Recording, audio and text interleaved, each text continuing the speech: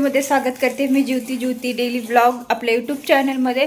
तर आज सकाळी सकाळी सगळे काम आवरलेत, पण पाऊस नेमकं कंटिन्यू चालू आहे। तर खूप थंड वातावरण झाले आणि आहोंनी इथं अस्तर आणून दिलेत, पिशव्यावरून सगळ्या भिजलेत बघा पाण्याने।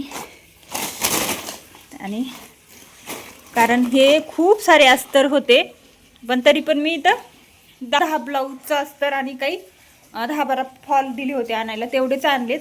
आणि बाकीचे अजून 20-25 ब्लाऊजचे अस्तर आणणं बाकी आहेत, पण तिथं काढायला खूप वेळ लागतो, म्हणून म्हटलं आता ते नंतर आणता येतील। जेवढे द्यायचे होते मला या 2-3 दिवसात तेवढे आणलेले आहेत आणि खूप सारे काम आहेत। तर इथं रात्री काही ब्लाऊजचं कटिंग करून ठेवलेलं आहे। तर हे 6 ब्लाऊज आहेत, तर आज मला हे 6 ब्लाऊज शिवून घ्यायचेत, पण नेमकं असं झालंय की लाईट गेलेली आहे। आता काम तर आवरली, पण लाईट गेली। बघूयात आता लाईट आली की लगेच शिवायला बसते।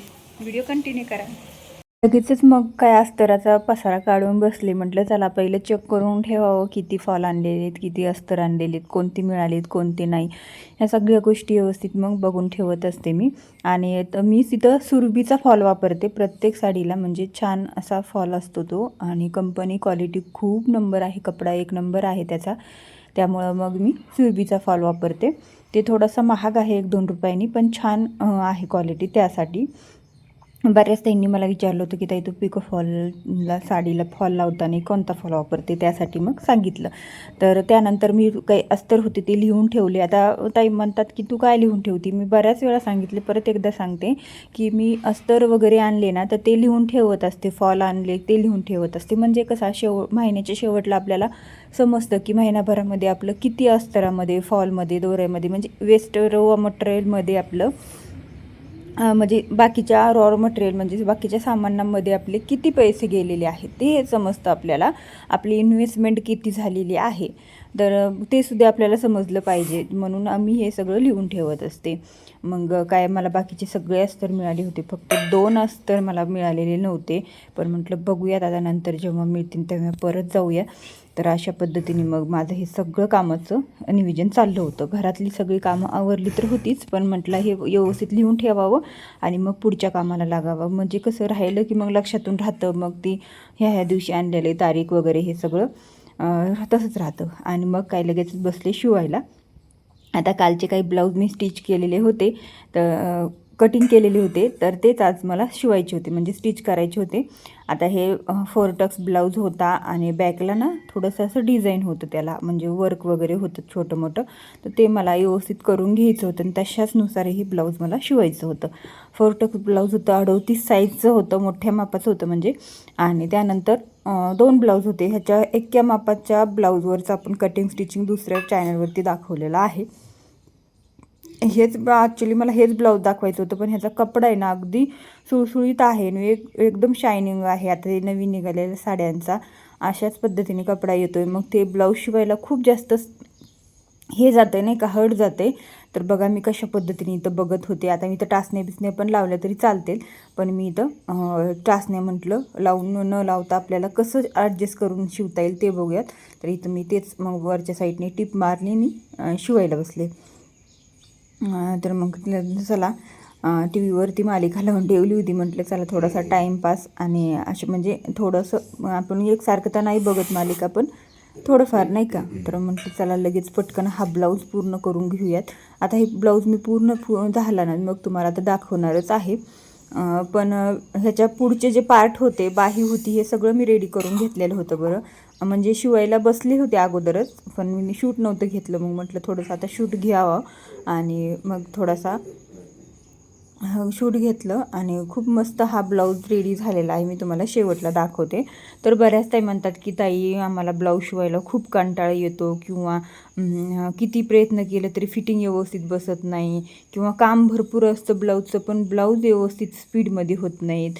तर ब्लाऊज स्पीडमध्ये शिवण्यासाठी ना खूप छान आपले थोडे छोटे मोठे टिप्स म्हणजे उपाय आहेत, ते आपण आहेत ना अगोदर ब्लाऊजचं कटिंग करून ठेवणं, ब्लाऊजची तयारी करून ठेवणं, दोरे निवडणं, ब्लाऊज शिवताना सातत्य एक ब्लाऊज झाल्याच्या नंतरच उठणं, नेहमी उठणं नाही, टाईमपास नाही, ह्या सगळ्या गोष्टी आपल्या प्रॉपर झाल्या पाहिजे, त्यावेळेस ब्लाऊज शिवायला उरकतात, नाही तर मग आपलं किती जरी की आपण प्रयत्न केले तरी दिवसातून आपण 1 ते 2च ब्लाऊज शिवू शकतो, जास्त नाही, जर टाईमपास केला तर. तर आता ह्या सगळ्या गोष्टींवर आहे ना मी 1-2 व्हिडिओ बनवलेले आहेत, पण आता ते खूप दिवस झाले. तर आपण आहे ना परत मी एक व्हिडिओ तुम्हाला छान असा बनवून दाखवेल, जेणेकरून मी कशा पद्धतीने काम करते. आता बघा, मला घरातलं बी भरपूर सारं काम असतं आणि मग ते सगळं एकटीनेच करावं लागतं. त्यासाठी मला थोडासा वेळ माझा घरामध्ये जास्त जातो. तरीसुद्धा जितका वेळ मिळेल मी तितक्या वेळामध्ये जेवढं जास्त काम काढता येईल तेवढं करण्याचा प्रयत्न करत असते. ते पण छान पद्धतीने काम झालं पाहिजे. नुसतंच आपलं काम जास्त झालं पाहिजे म्हणून ब्लाऊज बिघडणं हे योग्य वाटत नाही मला. ब्लाऊजसुद्धा छान आले पाहिजेत. ब्लाऊजचं फिनिशिंग, फिटिंग प्रॉपर आपल्या सगळ्या गोष्टी आल्या पाहिजेत, जेणेकरून ब्लाऊजसुद्धा दिसायला आणि घालायला छान वाटलं पाहिजे. कस्टमरसुद्धा खुश झालं पाहिजे. तर मग ह्या सगळ्या गोष्टीच डोक्यामध्ये ठेवूनच मी काम करत असते आणि आपलं कामसुद्धा स्पीडमध्ये झालं पाहिजे. तर ह्या सगळ्या गोष्टी मी व्यवस्थित लक्षात घेऊन करत असते. मग भले तिथं मग एखादी डिझाईन असो, तिथं फिनिशिंगमध्ये ती पूर्ण करायची असेल, छान पद्धतीने ती करायची असेल, तर मग तिथं माझा 1-1.5 तास जास्त एक्स्ट्रा गेला तरीही चालेल, पण मी ती फिनिशिंगमध्येच करते, व्यवस्थितच करते. अशा पद्धतीने मी काम करत असते. आता कधीतरी प्रत्येक टेलरकडून थोड्या छोट्या मोठ्या चुका होतातच, पण तरीसुद्धा जितके आपल्याला शक्य होईल तितकं चांगल्या पद्धतीने काम करायचं, म्हणजे आपल्याला सवय तशी लागते. आता मी पहिल्यापासून चांगल्या पद्धतीने काम करायची सवय लागून घेतली होती, व्यवस्थित करायची. पहिलं मला खूप वेळ लागायचा ब्लाऊज शिवायला, म्हणजे ज्यावेळेस मी सुरुवात केली होती त्यावेळेस. मग कधी तर एक ब्लाऊज शिवता अख्खा दिवस जायचा, कधी 2 ब्लाऊज व्हायचे. तर कधी म्हणजे खूप गोष्टी आपल्याला त्यामध्ये वेगवेगळे अनुभव शिकायला मिळतं आणि खूप सगळं स्ट्रगल आपल्याला करावं लागतं. तिथून कुठे आपण पुढे जातो आणि मग आपले चांगलं फिनिशिंग, प्रॉपर फिटिंग ह्या सगळ्या गोष्टी व्यवस्थित यायला लागल्या ना, मग मात्र आपला स्पीड वाढवायचा. तर कसा काय हे सगळ्या गोष्टीवरती आपण एक डिटेल व्हिडिओ बनवूयात. तुम्हाला बघायचं असेल तर कमेंट बॉक्समध्ये नक्की कळवा. तर बघा, हा ब्लाऊज माझा पूर्ण रेडी झालेला आहे आणि किती सुंदर फिनिशिंगमध्ये हा ब्लाऊज मी रेडी करून घेतला. आणि ह्याचा कपडा इतका सुळसुळीत होता, म्हणजे इतका शायनिंग होता, इतका सटकत होता ना, ते हातामध्ये येत नव्हता का अस्तरलासुद्धा चिटकत नव्हता. एवढा त्रास दिला त्या ब्लाऊजने. पण तो ब्लाऊज कंप्लीट केला आणि हा एक दुसरा ब्लाऊज कंप्लीट केला आणि ह्याचं शूट करायचं होतं मला. हा परफेक्ट 45 मिनटामध्ये हा ब्लाऊज मी पूर्ण कंप्लीट करून घेतलेला आहे. ह्याचं शूट करून घेतलं. ह्याचं शूटचा सेटअप तुम्ही तर बघू शकता. अगोदर मशीन इकडं होती, मी इकडं वळून घेतली, सेटअप केला आणि मग ह्याचं शूट करून घेतला. तर ह्याचा व्हिडिओसुद्धा आपल्या चॅनलवरती आज आला आहे, तुम्ही नक्की बघा. फॅशन डिझायनर ज्योती सुरोसे, फॅशन डिझायनर मराठी आपल्या यूट्यूबचं नाव आहे त्या चॅनलचं.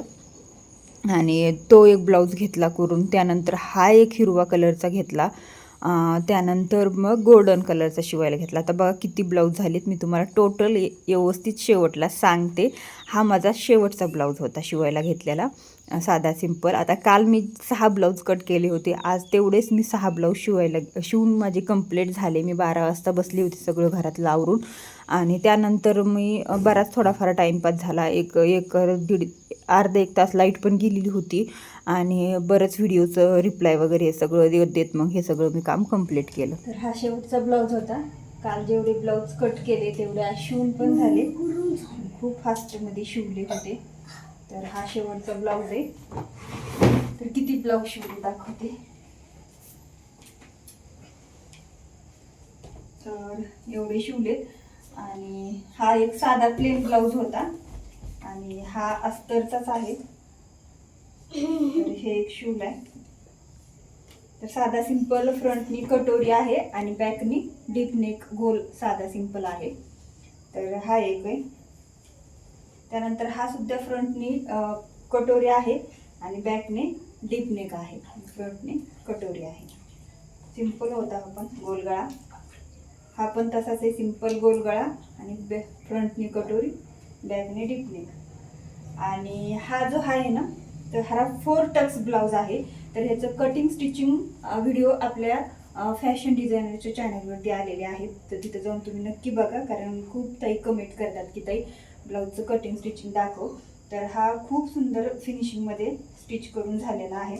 तर हे ब्लाऊज 38 साईजचा ब्लाऊज आहे आणि हे सुद्धा 38 साईजचे ब्लाऊज आहेत. पण हे 4 ब्लाऊज एका कस्टमरचे आहेत आणि हे 2 ब्लाऊज एका कस्टमरचे आहेत. तर हा एक मस्त डिझाईनचा ब्लाऊज आहे, जो की ती मगवाशी मी तुम्हाला शिवताना दाखवला होता. तर ह्याला बॅकने असा पॅटर्न डिझाईन आला होता, तर तसाच शिवलाय मी. आणि बाहीला सुद्धा अशी डिझाईन आली होती. आणि फ्रंटनी 4 टक्स ब्लाऊज आहे. तर हा आणि हा एका कस्टमरचे आहेत ते 2 ब्लाऊज. आणि हे 1 2 3 आणि हे चार एका कस्टमरचे आहेत. तर असे टोटल माझे 6 ब्लाऊज स्टिच करून झालेले आहेत. साधे सिंपल गोल गळा होता आणि जवळजवळ मला बसायला सकाळचे 12 वाजले होते, म्हणजे दुपारचे 12 वाजले होते. तिथून पुढे मी एवढे ब्लाऊज शिवलेत. आणि डिझाईन वगैरे असल्यामुळे वेळ लागतो आणि कट करून ठेवलेले होते रात्री, त्यामुळे पटकन पण झाले. तर चला आजचे एवढे ब्लाऊज शिवलेत. बाकीचा पसारात आवरायचा आहे, बाकीचे कामं पण करायला घ्यायचे अजून थोडेसे. नंतर ब्लाऊज शिवायचे नाही, पण बाकीचे घरातले पण आवरायचे अजून. तर बघा पुढे व्हिडिओ कंटिन्यू. तर आता हे सगळे ब्लाऊज आहेत ना, बटन लावायचे ब्लाऊज आहेत. तर बटन लावण्यासाठी ब्लाऊजला काजे करायचे. आता हे काजे करायला पिकोच्या मशीनवर होते, पण एवढ्या ब्लाऊजला काजे करायला पिकोच्या मशीनवर बराच वेळ जातो. त्यापेक्षा ते एक ब्लाऊज शिवलेलं बरं. म्हणून मग मी आता हे सगळे काजे करण्यासाठी बाहेर पाठवणार आहे, मशीनवरती करून आणणार आहे. स्पेशल मशीन असते काजेला करायची, जो की मी तुम्हाला मागच्या व्हिडिओमध्ये सांगितलेलं आहे. कारण हे सगळे बटनाचे ब्लाऊज आहेत. आणि हा एक बटनाचा ब्लाऊज आहे, त्याला पण काळजी करून आणायचे. ते पहिला शिवलेला होता, मी हुक लावले होते त्यांना, पण त्या म्हणल्या मला हुक नको आहे, बटन लाव. तर मग मी ते हुक काढून आता याला बटन लावणार आहे. तर हे सगळे काळजी करायला द्यायचे आहेत. तर चला सगळं आवरून घेते पटापट. बरोबर. काजे करायला देताना ब्लाऊजला मार्किंग करून द्यावं लागतं. तर ज्या साईडला काजे करायचे ना, त्या साईडला थोडंसं मार्किंग करून द्यायचं, जेणेकरून ते त्याच मार्किंगवरती व्यवस्थित काजे करून देतात. आता उजव्या साईडला बटन असतात, डाव्या साईडला काजे करायचे. मग ते तसं मार्किंग वगैरे करून दिलं ना, तर मग त्यांना पण पटकन करायला सोपं जातं.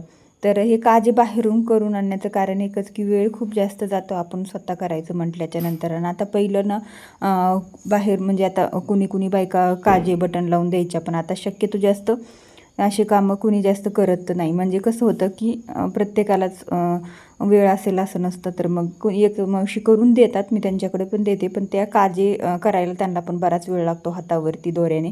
त्यापेक्षा मशीनवरती करून आणलेले बरे. मग काय सगळं आवरलं, गाणी सगळं स्वच्छ करून घेतलं, घर दिवाबत्ती ते सगळी झालेली होती. आणि मुलांना अभ्यासाला बसवलं आणि मग लागले मी स्वयंपाकाला. आज स्वयंपाकामध्ये सिंपल भाजी आणि भाकरी बनवायची होती. भाजी बनवायची होती भेंडीची. म्हटलं अगोदर भेंडी स्वच्छ धुवून घ्यावा आणि मग भेंडी धुवून चिरून वगैरे स्वच्छ ठेवून नंतर मग भाकरी करून घ्यावी. आणि मग चाललेलं होतं माझं तेच काम. आणि मस्त भाकरी इथं बनवून घेतले मी. आणि त्यानंतर अशी छान अशी मसाला भेंडी बनवली होती. आज खूप दिवसांनी अशी भेंडी बनवली होती. नाहीतर मग हिरवी मिरची वगैरे टाकून आडव्या साईडची कापून आपण अशी नेहमी भेंडी बनवतो, तशी भेंडी विशालला आवडते, पण अशी भेंडी मला आणि अहोनला खूप आवडते. तर मग हीच भेंडी मी बनवली. भेंडी वगैरे चिरत अस्मितासोबत फोनवर बोलत होते आणि मग थोडंफार फोन वगैरे आला ते सुद्धा घेत आहे. तर चला व्हिडिओला लाईक करा, शेअर करा आणि चॅनलला सबस्क्राईब करा. आजचा इतकाच व्हिडिओ तुम्हाला कसा वाटला कमेंट बॉक्समध्ये नक्की कळवा आणि चॅनलला सबस्क्राईब करा.